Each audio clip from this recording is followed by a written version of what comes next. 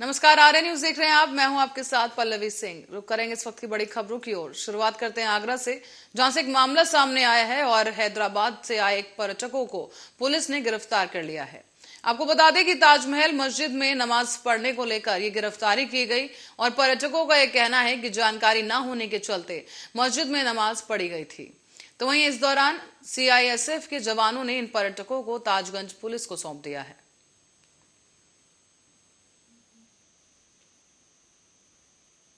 ताजमहल देखने आए थे, इसमें कि 3 व्यक्ति थे हैदराबाद के और एक आजमगढ़ का व्यक्ति था। क्योंकि ताजमहल में मस्जिद है और मस्जिद नमाज़ पढ़ने के लिए यही सोच करके इन चारों टूरिस्ट जो हैं उन्होंने नमाज अदा करी। नमाज अदा करने के बाद सीआईएसएफ ने उनको पकड़ा, आर्कोलॉजिकल ने पकड़ा इनको जो है, और उसके बाद तहरीर दे करके थाने में बंद कर दिया गया। जबकि ताजमहल की मस्जिद में हमेशा से नमाज होती चली आ रही है और अभी कुछ दिनों से एएसआई का कहना है कि माननीय सुप्रीम कोर्ट ने रोज़ाना की नमाज पर पाबंदी लगा दी है, जबकि ऐसा कतई नहीं है। हमने कई बार सुप्रिटेंडेंट से, एएसआई से मांग करी है कि यदि अगर ताजमहल की मस्जिद में रोज़ाना की नमाज पढ़ने पे पाबंदी है तो आप उसको रिटन में दीजिए हमें, और इसके बाद आप वहाँ पर जो नोटिस बोर्ड लगे हुए हैं उसमें भी साफ साफ लिखिए कि ताजमहल में शुक्रवार के अलावा किसी भी दिन की नमाज। और वाराणसी में अलगाववादी नेता यासिन मलिक को फांसी देने की मांग उठ रही है। देश विरोधी गतिविधियों में शामिल होने वाले अलगाववादी नेता यासिन मलिक को कल उम्र कैद की सजा सुनाई गई थी, लेकिन अब लोगों ने फांसी की मांग की है। लोगों का यह कहना है कि यासिन मलिक को फांसी की सजा हो, जिसके लिए आगे के लिए नजीर बने।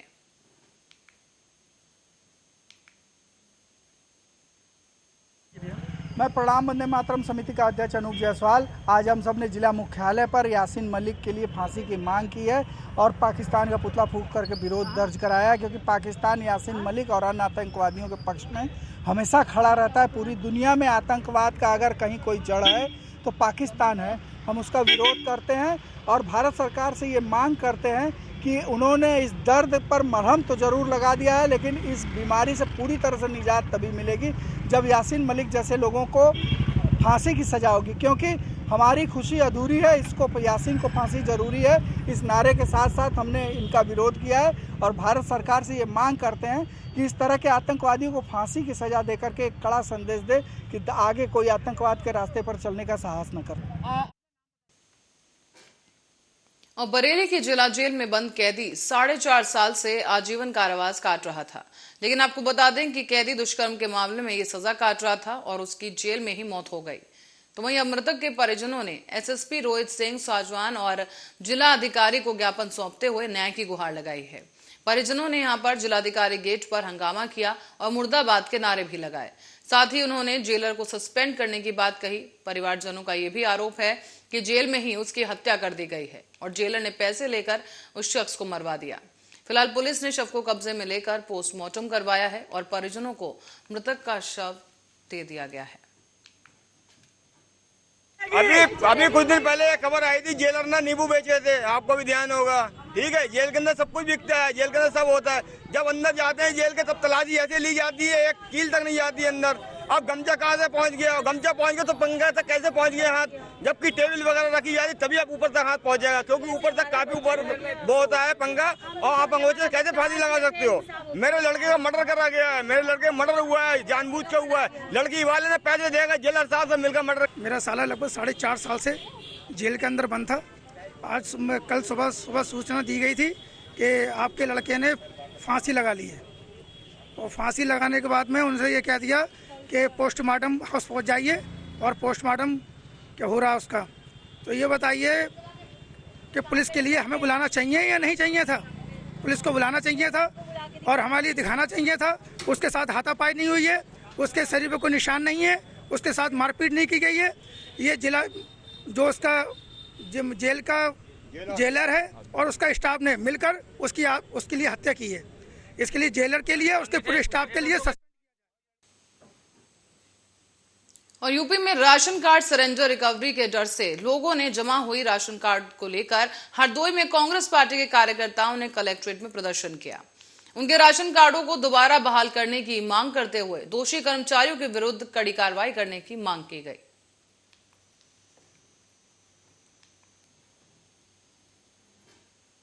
हम लोग निर्देश पर जिला और शहर कांग्रेस कमेटी के सारे कार्यकर्ता जो राशन कार्ड को लेकर जो सरकार ने भ्रांतियां पैदा की उस पर कार्रवाई की मांग को लेकर कर रहे हैं। आप जान रहे हो खाद्य सुरक्षा कानून का उल्लंघन हुआ, सरकार ने फर्जी आदेश जारी किए और जो पात्र थे उनको अपात्रों की श्रेणी में जबरन डालकर उनके राशन कार्ड सरेंडर कराए गए।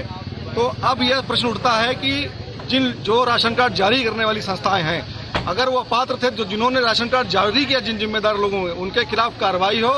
और सरकार अभी कह रही है कि नहीं, हमने आदेश नहीं दिया तो उन लोगों के राशन कार्ड वापस किए जाएं और उनको पूरा राशन दिया जाए। इस प्रक्रिया के अंतर्गत राशन कार्ड जारी करने से लेकर अब तक जो भी शासकीय खर्च हुआ उसकी रिकवरी भी जिम्मेदार लोगों से की।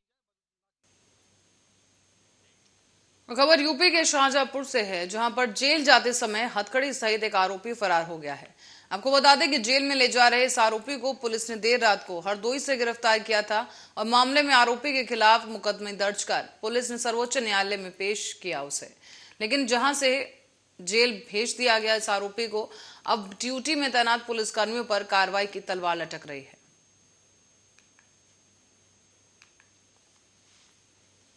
शाम को एक अभियुक्त जिसका नाम प्रियांशु वाजपेयी है, उसको 379-411 IPC के अंतर्गत गिरफ्तार किया गया था, जिसके कब्जे से मोटरसाइकिल और एक स्कूटी बरामद हुई थी थाना सदर बाजार। इसे कोर्ट से ले जाकर जेल दाखिल करने के दौरान ये फरार हो गया था। इसमें तत्काल ही 3 पुलिस टीमें बनाई गई और इसके संभावित ठिकानों पर दबिशें दी गई। बहुत तत्परता से कार्रवाई करते हुए रात्रि में ही इसे जनपद हरदोई में रेलवेगंज कॉलोनी में एक व्यक्ति के यहाँ से गिरफ्तार कर लिया गया और इसे थाने पर दाखिल किया जा रहा है और अग्रिम वैधानिक कार्रवाई की जा रही है। इस संबंध में एक आरक्षी और एक होमगार्ड जो इसके साथ जेल में दाखिल करने के लिए गए थे, उनके विरुद्ध और इस प्रियांशु वाजपेयी के विरुद्ध भी अभियोग पंजीकृत किया गया है। कल तो वहीं लखीमपुर खीरी से एक खबर सामने आ रही है, जहां पर गदानिया में विद्युत विभाग की लापरवाही से एक बड़ा हादसा हो गया। आपको बता दें कि बिजली के तार की चपेट में आने से एक पिता की मौत हो गई और बेटी की हालत काफी नाजुक है। खेत के ऊपर से 11,000 वोल्टेज का बिजली का तार जा रहा था, जिसके गिरने की वजह से यह हादसा हुआ है।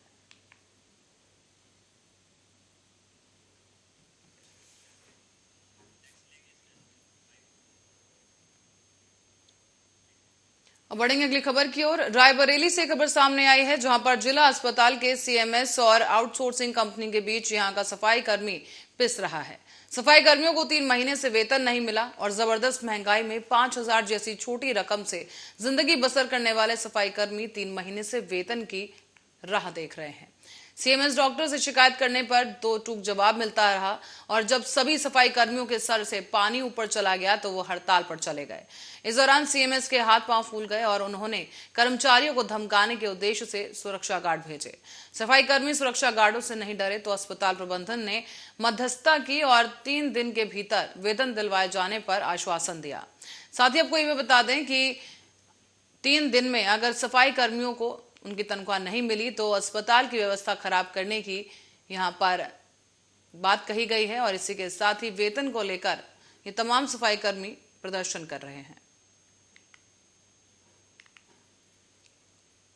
OPD में, जिला अस्पताल में क्या काम करते हो? झाड़ू पोछा का। क्या दिक्कत आई है?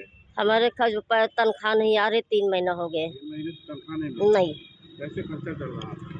यही अब जिससे चला रहा 3 महीना होगा। हमारा आदमी बीमार पड़ा है, मैं मांगते हैं तनख्वाह नहीं है, दूसरे से 10,000 रुपया कर्जा करके मैं आदमी को दवाई कराए है। कोई सुनने वाला नहीं? कोई सुनने वाला नहीं है सर। क्या दिक्कत आ रही? सैलरी नहीं मिल रही। कितने साल से?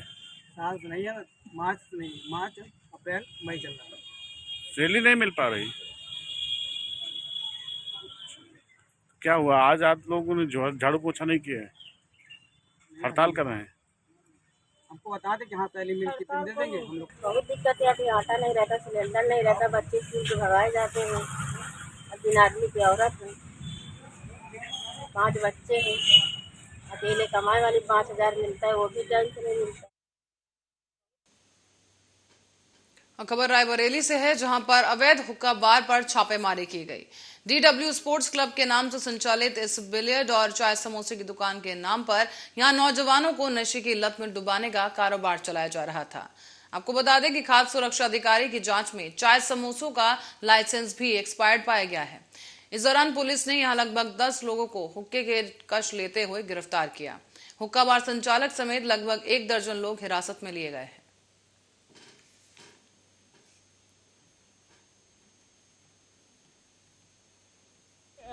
अवैध हुक्का बार की शिकायत मिल रही थी। उसी दुकान पर छापेमारी की गई तो वहां पर अवैध रूप से संचालित हुक्का बार मिला है, जिस पर अग्रिम विधिक कार्रवाई की जा रही है। और वहां पर एक लाइसेंस था उनका प्रिपेयर्ड फूड के नाम पर, तो वो भी एक्सपायर हो चुका था। तो उसकी जांच के लिए जो खाद्य सुरक्षा अधिकारी हैं वो भी आए और वो भी अपने स्तर पर कार्रवाई कर रहे हैं।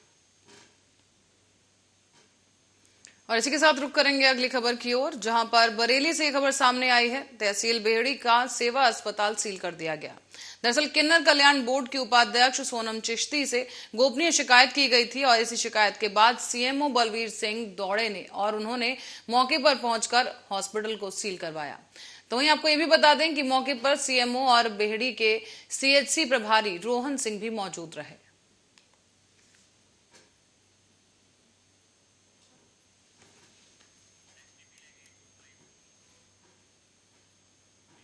तो इस साल 2014 में सत्ता में आने के बाद मोदी सरकार ने अपने 8 साल पूरे कर लिए हैं। अब पार्टी अपने तीसरे लोकसभा चुनाव की तैयारियों में जुट गई है और सरकार के 8 साल पूरे होने पर खास मौके पर PM मोदी दक्षिण भारत दौरे पर जाएंगे। PM मोदी आज हैदराबाद और चेन्नई का दौरा करेंगे और साथ ही करोड़ों की परियोजनाओं का शिलान्यास और उद्घाटन किया जाएगा। इसके अलावा बीजेपी 8 साल पूरे होने पर कई तरह के कार्यक्रमों का आयोजन भी करने जा रही है और बताया गया है कि PM मोदी चेन्नई में 31,400 करोड़ रुपए से ज्यादा की 11 परियोजनाओं का शिलान्यास और उद्घाटन करेंगे। आपको बता दें कि प्रधानमंत्री ISB हैदराबाद के 20 साल पूरे होने के उपलक्ष्य में आयोजित किए गए समारोह में भाग लेंगे और इसी के साथ ही 2022 के स्नातकोत्तर पाठ्यक्रम कक्षा के दीक्षांत समारोह को संबोधित भी करेंगे। इसके बाद प्रधानमंत्री शाम को चेन्नई जाएंगे, जहां पर चेन्नई के JLN इंडोर स्टेडियम में 31,400 की 11 परियोजनाओं को राष्ट्र को समर्पित करेंगे। साथ ही बीजेपी ने मोदी सरकार की तमाम योजनाओं को लोगों तक पहुंचाने के लिए एक मेगा प्लान भी तैयार किया है और ये मेगा प्लान 2024 चुनावों को देखते हुए तैयार किया गया है। बीजेपी ने इसके लिए देश भर में 144 लोकसभा सीटों की पहचान की और ये 144 सीटें वो हैं जहां बीजेपी 2019 के चुनाव में वोटों के कम अंतर से हारी थी। इन 144 लोकसभा क्षेत्रों में केंद्र सरकार के हर मंत्री 3 दिन का प्रवास करेंगे और इन लोकसभा सीटों पर बीजेपी की स्थिति मजबूत करने का रोड मैप तैयार किया जाएगा। इसके लिए बीजेपी नए नेताओं को भी जिम्मेदारी देने जा रही है।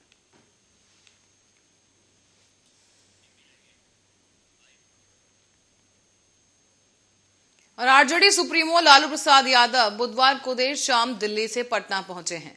इसको लेकर पार्टी के कार्यकर्ताओं में काफी जोश देखने को मिला। अपने नेता की अगवानी के लिए पटना एयरपोर्ट पर ही आरजेडी कार्यकर्ताओं और समर्थकों का हुजूम उमड़ आया।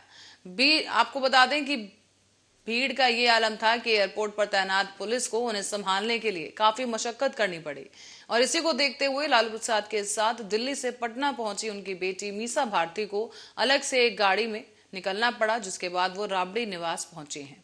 साथ ही आपको ये भी बता दें कि लालू यादव को तेज प्रताप यादव अपने साथ राबड़ी आवास लेकर पहुंचे और लालू के बड़े लाल और पूर्व स्वास्थ्य मंत्री तेज प्रताप यादव ने अपने अंदाज में उनका स्वागत किया। तेज प्रताप ने यहाँ पर एक ट्वीट किया और लिखा कि हमारी जुबान गरीबों की, मुस्लिमों की और अकलियतों की और पिछड़े पायदान पर खड़े तमाम जनमानसों की बात करती है। इसीलिए हमें बार बार डराने की कोशिश की जाती है, लेकिन आश्वस्त रहें क्योंकि हम डरने वाले लोग नहीं हैं। माची के लाल का स्वागत है। बता दें कि चारा घोटाला मामले में जमानत मिलने के बाद आरजेडी सुप्रीमो लालू प्रसाद यादव बुधवार को पहली बार दिल्ली से पटना पहुंचे हैं।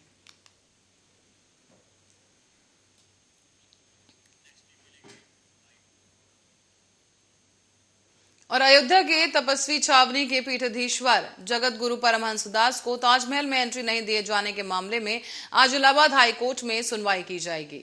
हाईकोर्ट की डिवीजन बेंच में ये सुनवाई होगी, जहां पर महंत परमहंस दास की ये जो सुनवाई है जस्टिस अब्दुल रहमान मसूदी और जस्टिस विक्रम डी चौहान की डिवीजन बेंच करेगी। दरअसल महंत परमहंस के इलाहाबाद हाई कोर्ट में ताजमहल के अंदर एंट्री के लिए याचिका दायर की गई थी और यह याचिका महंत और उनके अनुयायी आचार्य महामंडलेश्वर धर्मेंद्र गिरी की ओर से दाखिल की गई थी। बता दें कि महंत ने अपनी इस याचिका में भारत सरकार, आर्कियोलॉजिकल सर्वे ऑफ इंडिया के डायरेक्टर, आगरा के डीएम, एसएसपी और ताजमहल के एडमिनिस्ट्रेटिव ऑफिसर के साथ साथ चीफ सिक्योरिटी ऑफिसर को भी पक्षकार बनाया है। आपको बता दें कि महंत परमहंस दास को धर्मदंड के कारण ताजमहल में एंट्री नहीं दी गई थी और वहीं जब वो दोबारा ताजमहल जा रहे थे तो पुलिस ने उन्हें कस्टडी में लेकर अयोध्या वापस भेज दिया था। उन्होंने इलाहाबाद हाई कोर्ट में याचिका भी दायर की थी और कहा कि ताजमहल में एंट्री देने की अपील की गई। आपको ये भी बता दें कि महंत 5 मई को ताजमहल को ताजो महल बताकर एंट्री करने की कोशिश कर रहे थे, लेकिन इसी दौरान पुलिस ने उन्हें कस्टडी में लेकर अयोध्या वापस भेज दिया।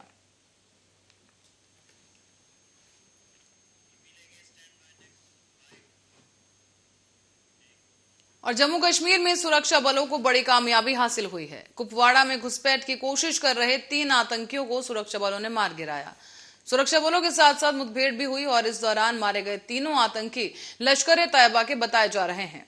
दरअसल कुपवाड़ा में जुमागढ़ गांव में आतंकवादियों की ओर से घुसपैठ के प्रयास की विशेष सूचना मिलने के बाद पुलिस ने यह अभियान शुरू किया था, जिसमें 3 आतंकी मारे गए हैं। कश्मीर जोन पुलिस ने जानकारी देते हुए बताया कि जम्मू कश्मीर के कुपवाड़ा जिले में गुरुवार की सुबह ही मुठभेड़ हुई है, जिसमें पाकिस्तान स्थित संगठन लश्कर-ए-तैयबा से जुड़े 3 आतंकवादियों को ढेर कर दिया गया। दरअसल जुमागढ़ गांव में आतंकवादियों द्वारा घुसपैठ की कोशिश को लेकर एक खास सूचना मिली थी, जिसके बाद आतंकवादियों के खिलाफ सर्च ऑपरेशन चलाया गया। जानकारी के मुताबिक कुपवाड़ा में यह मुठभेड़ तब शुरू हुई जब घुसपैठ कर रहे आतंकियों को सेना और पुलिस ने रोका। कश्मीर जोन के आईजी विजय कुमार कहते हैं कि विशेष इनपुट के आधार पर यह कार्रवाई की गई है और तीनों ही आतंकियों को मार गिराया गया।